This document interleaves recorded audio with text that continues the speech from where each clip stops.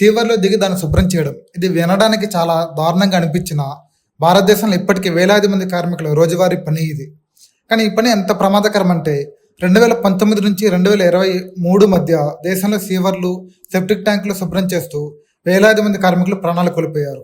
ఇప్పుడు ఈ పరిస్థితిని పూర్తిగా మార్చేసామంటుంది హైదరాబాద్ చెందిన ఒక కంపెనీ. సీవర్లకు మనిషి కాదు, ఏ రోబో దిగుతుంది. కేవలం చెత్తను శుభ్రం చేయడం మాత్రమే కాదు, మొత్తం అండర్ గ్రౌండ్ డ్రైనేజీ వ్యవస్థను డిజిటల్గా పర్యవేక్షించే కొత్త టెక్నాలజీని తీసుకొచ్చింది. అదే ప్రాజెక్టు శుద్ధ్. అసలు ఈ శుద్ధ్ అంటే ఏంటి, ఇది ఎలా పనిచేస్తుంది, నిజంగానే సీవర్లో మనుషుల అవసరం తగ్గిపోతుందా, అవన్నీ ఇప్పుడు ఈ వీడియోలో తెలుసుకుందాం. హైదరాబాద్కు చెందిన deep tech robotics company the bot factory రూపొందించిన ఏఐ ఆధారిత సీవర్ గవర్నెన్స్ ప్లాట్ఫామే ఈ ప్రాజెక్టు శుద్ధ్. ఇది సాధారణ సీవర్ క్లీనింగ్ మిషన్ కాదు. సీవర్లో రోబోను పంపించడం నుంచి అది సేకరించి సమాచారం విశ్లేషించడం వరకు మొత్తం వ్యవస్థను ఒకే ప్లాట్ఫామ్లో నిర్వహించే టెక్నాలజీ. ఈ ప్రాజెక్టును జూలై 11న హైదరాబాద్లోని టీవర్క్స్లో తెలంగాణ ఐటీ పరిశ్రమల శాఖ మంత్రి శ్రీధర్ బాబు ప్రారంభించనున్నారు.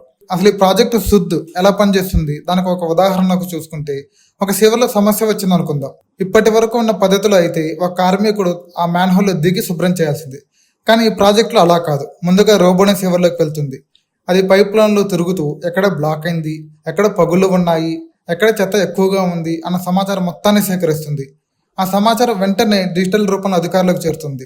ఈ ప్రక్రియ కోసం AI, Geographic information system GIC mapping, real time monitoring, predictive analytics వంటి టెక్నాలజీలు కలిసి పనిచేస్తాయి. అంటే ఇవాళ సమస్య ఎక్కడ ఉందనే కాదు, భవిష్యత్తులో ఎక్కడ వచ్చే అవకాశాలు ఉన్నాయి అన్న అంచనా వేసే ప్రయత్నం కూడా చేస్తుంది. ఈ ప్రాజెక్టు ప్రధాన లక్ష్యం సీవర్లో మనుషులు దిగాల్సిన అవసరాన్ని పూర్తిగా తొలగించడం. దీంతో కార్మికుల ప్రాణాలు ప్రమాదంలో పడే అవకాశాలు భారీగా తగ్గుతాయి. ప్రతి పనికి డిజిటల్ రికార్డు ఉంటుంది. అధికారులు ఏ ప్రాంతంలో ఎంత పని జరిగిందో సులభంగా తెలుసుకోగలరు. పదే పదే సమస్యలు వచ్చే ప్రాంతాలను ముందుగానే గుర్తించవచ్చు. నిర్వహణ ఖర్చు కూడా చాలా తగ్గే అవకాశం ఉంటుంది. Hyderabad metropolitan water supply and sewerage బోర్డుతో కలిసి ఈ వ్యవస్థను ఇప్పటికే ప్రదర్శించినట్లు కంపెనీ తెలిపింది.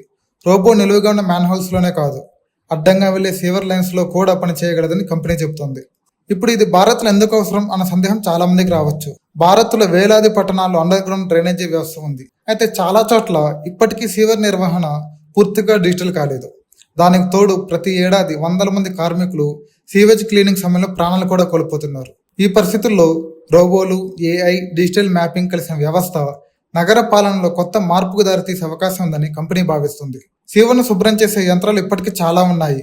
కానీ సీవర్ను పూర్తిగా డిజిటల్గా పర్యవేక్షిస్తూ ప్రతి పనిని రికార్డు చేస్తూ ముందుగానే సమస్యలను గుర్తించే ఏఐ ఆధారిత గవర్నెన్స్ ప్లాట్ఫామ్గా శుద్ధిని ఈ కంపెనీ పరిచయం చేస్తుంది. మరి సివరేజ్ను క్లీన్గా ఉంచడంలో, ఈ పనుల డిజిటల్ రికార్డింగ్లపై ఈ టెక్నాలజీ ఎంత ప్రభావం చూపుతుంది?